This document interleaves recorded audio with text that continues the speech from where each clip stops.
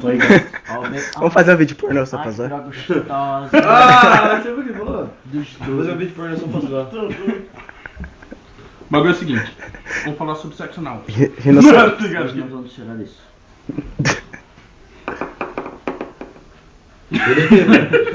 Cheira aí. Abre a porta. Tamo aí, né?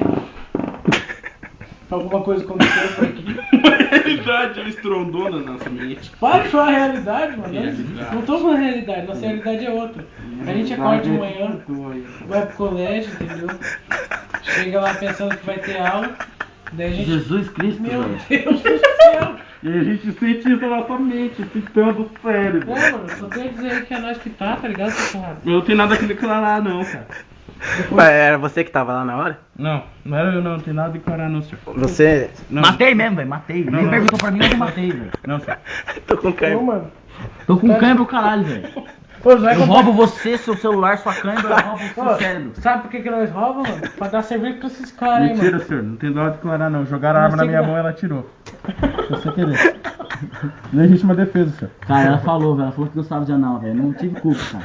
É uma menininha. tô Ela dizendo. chorou, mas eu achei que era risos. Ela não tinha perna, senhor. E você não se sente envergonhado por ter feito isso? Não, senhor. Você não mostra a É cara. Nossa, necessidade. cara, velho. Você Não. tá tirando, velho. Não. Você pode Era ficar louco, velho. Não, era favela. Não, eu matei um cavalo. Nossa,